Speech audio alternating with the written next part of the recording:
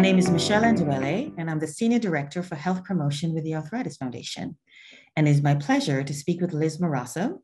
Liz is a clinical social worker for the Department of Radiation Oncology at UCLA. She specializes in working with teens, young adults, and adults with chronic and acute health conditions, teaching them to navigate the health system, advocate for themselves, and become empowered adults. She's also a program lead for the Families Living with Rheumatic Disease Support Group at Children's Hospital of LA. Liz utilizes both her clinical skills as a practitioner as well as a patient living with rheumatoid arthritis and lupus. Welcome, Liz. Thank you. Thanks so much for having me. It's my pleasure. Thank you. So the COVID pandemic, Liz, has seemed like it has been with us forever. You know, we have been navigating it actively for a little bit over a year and a half. I'm an adult like yourself living with a chronic illness. So I can only imagine how difficult it is for teens and kids who are navigating the pandemic. So we have chronic illnesses with in and of itself bring some stressors to our life. And now it's compounded by living through a pandemic. So let's talk a little bit about some of the most common mental health challenges that pediatric patients are facing within the context of COVID.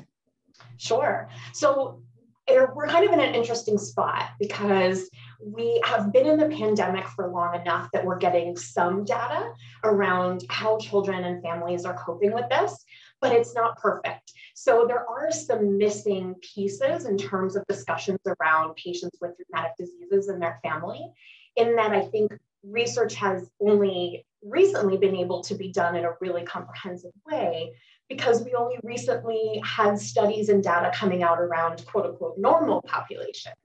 So we are at a great time that I see in creating those opportunities for those studies and analysis to take place. So I'm really excited that there actually are there is some data, there are some discussions and further work that's being talked about in how do we figure out what this looks like for patients living with rheumatic diseases and their families. So we know that the pandemic is affecting all ages. In populations with no documented chronic health conditions, we are seeing developmentally, I think, appropriate concerns, but that are just exacerbated because of what's going on in the pandemic.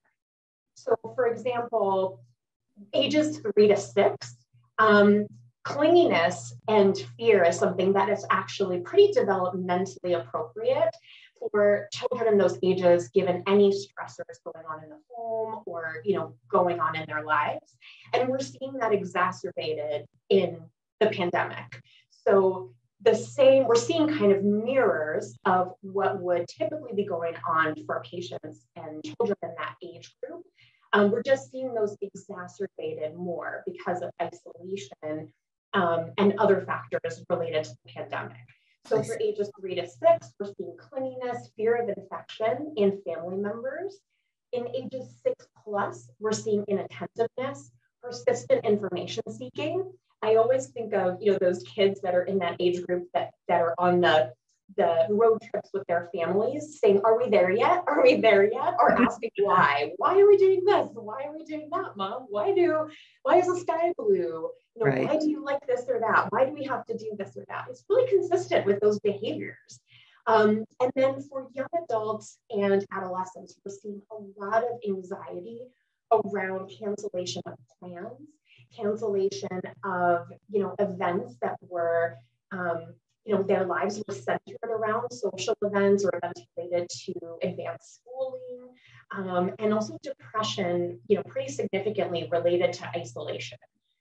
So again, really typical things that we see in this age group, but is really coming out in the pandemic. Okay, so let's talk about like one key strategy for each age group. Now I know there's a comprehensive approach is always best. Sure. But for parents who have kids within each of the categories that you mentioned, one piece of advice would you give them in terms of how to mitigate or at least understand what they can do regarding these effects?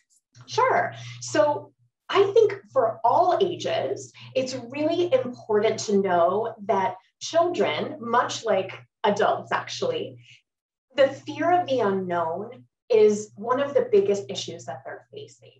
So children tend to think the absolute worst when they don't have information. If we're not communicating with children, if we're not sharing our own thoughts and feelings and experiences with them, they don't really know what to do with that lack of information. So I want to say for all ages, it's incredibly helpful to have ongoing and open communication with your children. For the younger age, ages 3 to 6, I can't help but see that fear of infection in family members and think about that importance of communication. So letting the children know, I understand it must be really scary to see maybe what's going on in the world around us and how that's going to affect us.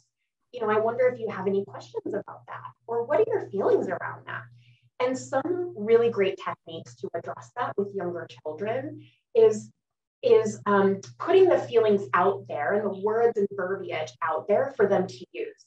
For example, saying, I'm feeling really sad. I'm wondering if you're feeling that way too. So that you're giving them the language and the words and the modeling for them to say, oh, I am feeling really sad. Or no, I'm not really feeling sad. I'm feeling frustrated, or I'm feeling angry, or I'm feeling okay. So it's giving them some tools to be able to answer your question so that you can better kind of tailor your parenting and tailor your attention and support of them based on their needs. Clinginess is another one too that is really challenging, especially as most families are in the same unit, in the same physical space, so much more than they are outside of the pandemic. So I think coming up with some routines that allow the child to have a little bit more space can be really helpful. So something like, I see that you're playing in the basement. I'm going to be over here in the laundry room, right close by, but in a different room. Let me know if you need help with anything, or let me know if you'd like to play together. So you're acknowledging that you're there for them, that it's a safe place, that they're being watched over and taken care of, but that you're also giving them some space so that eventually when we do kind of reintegrate and get, return to school or return to regular activities, they can again adapt some of those skills back into that context. So I think those are great things for that age group. For 6+, I think that it's really, really important that we're honest and authentic with children in those ages. The persistent information seeking, they want to know the truth, and they can tell when you're not telling them the truth. I think people, parents that have children in this age group will know that this is kind of how it works all the time. So again, it's not that much different, I think, than the typical behavior of children outside of the pandemic. So I think finding ways to provide them information that's helpful, given their family situation, given their own situation, and truly answering their questions in an age-appropriate way, but not holding back information, as they tend to go directly to that place of thinking the absolute worst. So one thing that is recommended for this age group is limiting news, limiting other messaging around COVID-19 and the pandemic. The reason is that children around this age are learning values, and they're learning how to navigate the world. And we want to make sure that those values and that information is coming from the parent, is coming from the values and messaging and way that you want to raise your child. And it's so important here in this age group because modeling is how these children are learning exactly how to cope. And so when we're modeling appropriate information, when we're giving them appropriate information, when we're telling them, this is sort of how to process this information, we know that it's coming from a place that is the way that we would want that information to be shared with your child, not an external source like the news or something another parent might share with them or something like that. The inattentiveness, I think it's really important to pay attention to this because this could also put them off course for school or put them off course for future behavior problems. And so I think being attentive to that, obviously understanding we're in different situations, that we're in a different scenario than we usually are, but making sure that you're seeking support that's appropriate for that. So that might be communicating with the teacher to see how your child is doing in school.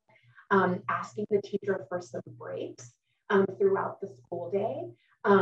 Letting them know, look, we talked as a family and felt like a break of, one time for each hour for my child to get up and use the restroom, to check in with me, maybe about their pain or how they're feeling, or getting up from their chair, moving around.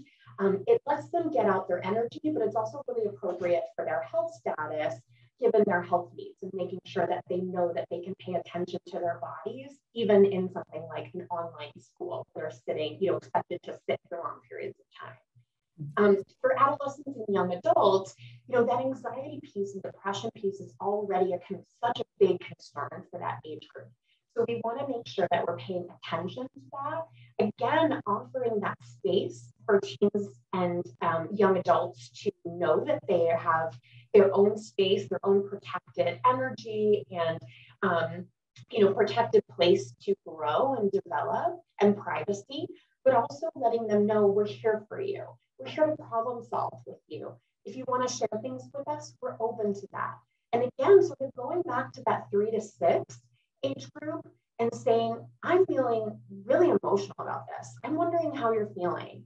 Teens love open-ended questions, and I love open-ended questions as a clinician because it doesn't let kids say yes or no. And I feel like parents are kind of always fearful around that they're not going to get an answer that allows their child to express themselves in a way that's going to be meaningful.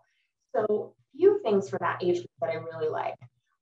One is, those open-ended questions. So saying, I'm wondering how you're feeling around not being able to take your SAT in person. I'm wondering how you feel about not being able to go on a college tour of this school that you were looking into. You really haven't come out of your room lately. I'm wondering if everything is okay. Can you tell me a little bit about fill in your concern? That latter one I really like and use with children often. Can you tell me more about, and then filling in your perception or observation.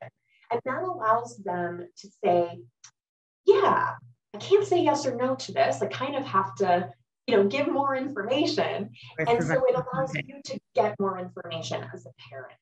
And then again, really focusing on resources to help teens and young adults be supported. So that's using resources at school. That might be, making sure that they're connected to maybe a camp community or a support group for children or adolescents and young adults in that age, so that they are able to keep some of those social relationships that were really, really important to them.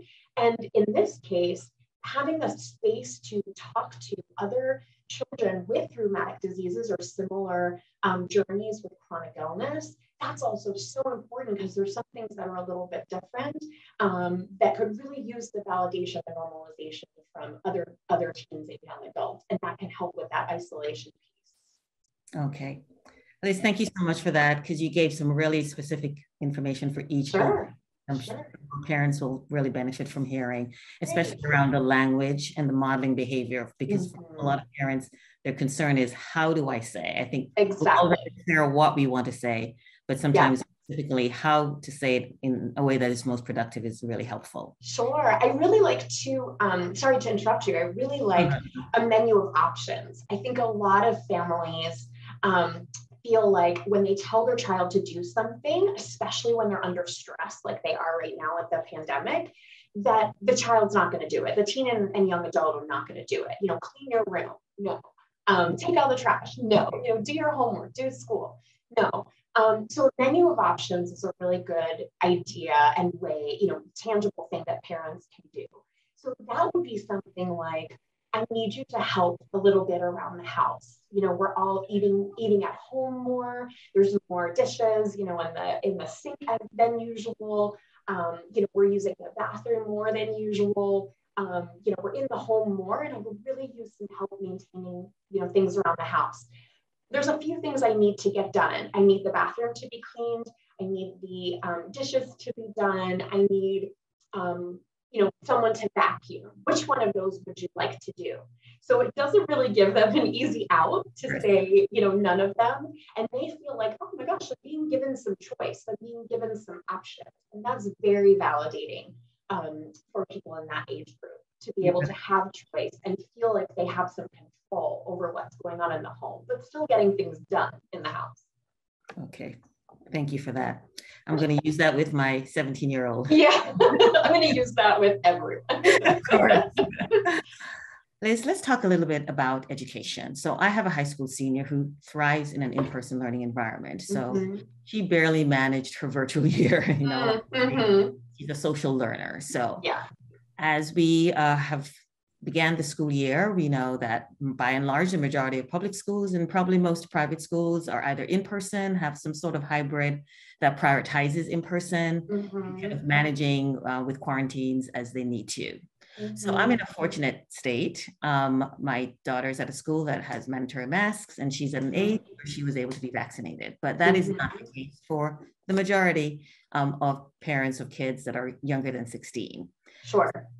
They are, as you can imagine, probably battling with the natural concern of the chronic illness, immunosuppression, their child being vulnerable, but wanting them to be in an in-person environment. So what tips or strategies or advice would you give parents as they navigate these decisions and some of their own worry and anxiety? Sure. So I think that this is an individual choice for every family and every situation. And I do want to encourage that discussion in families, encourage that discussion among families and their physicians and medical team, and really ensure that the number one most important thing is that families feel like they're making an informed decision. As a clinician, that's one of my most important goals in helping patients and families navigate their care, is not necessarily helping them make the quote unquote best decision, because there is no best decision, but helping them make an informed decision that's best for them and their families. So I think the first step is a family discussion. What are the values of the family? What are the values of the child? What are some maybe concerns you have about your child being in or out of school? What are the concerns that you have about going back to school? What are some of the needs that your child has that you identify? But also making sure that the child has an opportunity to express their feelings and thoughts around this. It's very complicated, but I think that communication and engagement within the family is a really excellent start to kind of do an assessment, take inventory of where you're at and where you stand as a family, making sure everyone's on the same page. I think the next piece is communicating with the medical team. So, once you've established how you feel as a family, how that your child feels, coming up with some of your goals for schooling, as well as managing your child's health condition, then you can take that discussion to your medical team. And the medical team might have recommendations around vaccination, might have recommendations around staying home from school, dependent on the situation. And something like a vaccine, making sure that children that can get vaccinated are vaccinated with their physician's approval and recommendation, and that your child is preventing and limiting spread by practicing preventative measures, and that's not only coming from the medical team, but being reinforced and modeled by the parents and other people in the home, so that it doesn't feel like it's just the child's responsibility to do their tasks related to COVID-19, that everyone is doing this, practicing this behavior, not only for the child, but for the benefit of everyone in the family, and therefore the larger community too that they're engaged with. So I think starting as a family, taking that inventory, bringing it to the medical team, getting their recommendations, talking about the pros and cons of in-person learning versus hybrid versus virtual school. It looks really different in a lot of different environments, different cities, different school systems, different geographic areas, even different schools within a maybe district or something have different practices. So it's also crucial to know how the school is handling this. A great way to make sure that the school is aware of your child's needs would be through a 504 plan. So a 504 plan is a plan that allows the school to know and discuss with you, but also the rest of the teachers and staff that are going to be engaging with your child around what your child's health needs are and coming up with a plan around how to optimize that within their learning environment. So children might be returning to school and your child might be very immunocompromised. And so in talking as a family and talking with your medical provider, it may work out that it's more beneficial for them to stay home or do hybrid learning instead of being in in-person school. That accommodation would be something that you could talk about and develop in a 504 plan so that the school is aware that this is what you've decided as a family and also what's been recommended by the medical team for for optimal health management of your child. But we also want to consider, the really, the importance of the really important role that socialization plays in child's development. So I think that that's, a rough decision for parents to make, but I think that that's going to be very different per family on how they want to address that. I like the hybrid learning model because it allows you to kind of customize how you want things to, customize how giving your child some opportunity to have both experiences and you as a family to have both experiences and figuring out kind of what worked well and what didn't, because we don't know really how children with rheumatic diseases are faring right now. We don't have a lot of concrete information or recommendations around that. ACR's recommendations are around making sure that we are preventing and limiting spread and limiting children being exposed to this, especially those on immunosuppression, but also, again, considering that social isolation and the effects that isolation can have on a child. So even ACR's guidelines are very much centered around figuring out the pros and cons per family and per situation. So that relationship between the family and the medical team and the school system all working together, that's what's really going to have to be considered when we're talking about our children going back to school. Okay. Now, Liz, as you can imagine, there may be some natural tension in homes.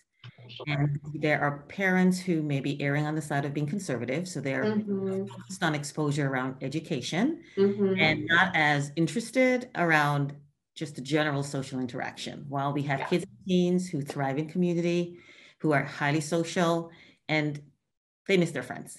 Sure.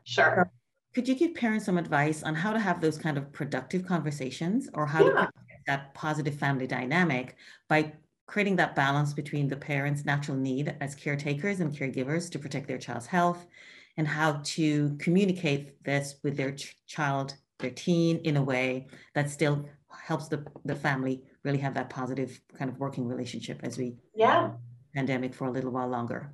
Of course. So I think that communication and authenticity and truth telling that we were discussing when we're talking about how this is affecting our children in different developmental stages and some techniques to work with them is also applicable here. So I think that open communication is the best for everyone in the family. And that includes being vulnerable with your child. So when I was talking about modeling earlier, where you're saying, I'm feeling really concerned that we're not all on the same page around, going back to school. I'm feeling scared for you, and I wonder how you're feeling. So that your child knows how you feel without you kind of giving them a recommendation without them knowing where this is coming from. They're able to take it in on a more emotional level and potentially see and be more open to listening to what your concerns are, why you think the way that you do. And it also makes the child feel like it's a more open environment for them to say, oh, you're sad? Well, I'm feeling sad because I can't, hang out with my friends, or I can't see my friends from my baseball team. I can't go outside and play with everyone. So that allows for more open communication within the family, and the child knows that. Children can pick up on what's an open communication engagement and what's not. So I think that the plus here is that the more that we're sharing, as long as it's shared in a way that is opening up communication instead of shutting it down, that's what's going to make the child feel like, oh, I have a say here. Things are feeling really out of control with COVID-19 and the pandemic and how this has affected me. But I feel like I'm being listened to. I feel like my parents are being open with me.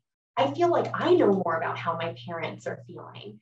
And that can really, really help children feel more open, be more open with you, more likely to take in your feelings and thoughts, and reasoning around staying at home. And I think it's also important that messaging is consistent across the family, the medical team, the school. So it's also really important for the family to be a little bit more open with those other groups around what their thoughts and feelings are around, what boundaries they're setting due to their children's health condition, so that they can therefore have that in mind when and if they're engaging with the child as well, so that the messaging they're hearing is clear across the board, and that they know that there's at least some discussions happening and it's not just kind of cut and dry. So that information is so important for them to have, so that they don't think the worst. They don't go to the very worst place, which is that they have no control and have no say in what's going on. I think that's when they start absolutely shutting down, and we see a lot of behavior problems in the home, even more so than usual because of the pandemic. Of course. So Liz, in closing, you and I both know if we had a magic ball, we would love to know where we will get to in this country and globally, where this pandemic has gotten to a stage where there's enough vaccinations. The mutations have slowed down a bit, so that we can kind of get ideally to a situation like the flu, where we manage it as best as we can. So unfortunately, we don't know that. So as we're looking through another year, what are 3 pieces of advice you would give parents as they continue to raise a child with juvenile arthritis within the context of COVID? Sure. One would be is to acknowledge how you're feeling. How are you feeling? What are what are some of the emotions that you have that's come up around COVID? It's so important that parents have awareness around where they're at, starting where they are, because as caregivers, it is so crucial that you're at your best place and that you have the most awareness so that you can best support your child. It's very hard to do that when you're completely drained or lack insight into how you're feeling. And it's important for you as a person to practice that self-care, to be able to be the best parent that you can be. So one, I would recommend that you are taking assessment, doing kind of a self-check. How are you doing in this pandemic? What are your concerns? Not just with your child, just in general. What are your emotions? How are they coming up? Where do you see them affecting? So starting with yourself, I think is really, really important. Secondly, focusing on things that you can control. Things that you can control are your home environment, how you engage with your children, how you interact with some of these other systems. And to know that you can't or shouldn't and don't have to do it alone. So there are resources through the Arthritis Foundation, for example, has incredible programming for parents of families, families with rheumatic diseases, where they can get resources for how to cope with a child living with chronic disease. One of my favorites is that the Arthritis Foundation can help parents come together and engage with each other. So that's an excellent way to be able to be validated and normalized around your experiences, so you don't feel as alone, and maybe getting some tips and tricks from other parents that are experiencing similar things. So using resources like that can help you get really specific information from other people going through similar obstacles through an organization that can help make sure the quality of those engagements is really good. And then lastly, for the child, I think things like joining a virtual support group, I know that there's some camps that I've worked at in the past that Arthritis Foundation helps support for kids living with rheumatic diseases. Many of them are virtual now, which is wonderful because it offers accessibility that we didn't really have in the past. So maybe families couldn't attend something like that because it was far away, or they couldn't make it the weekend that it was happening. Now we're in a really unique place where you can do it from the kind of comforts and comfortability of your own home and familiarity with your own home. And the children can have a neutral space to engage with other kids that are in really similar situations and get the same validation and normalization that you'd be getting as a parent engaging with people that are in a similar situation. So you're getting that support, tips and tricks, and it's very specific to your child and their health needs, instead of just talking with a parent that may not be experiencing similar stressors and similar challenges that your child is experiencing. Liz, thank you so much for taking the time to talk to us today. Have a great one. You too. Thanks for having me.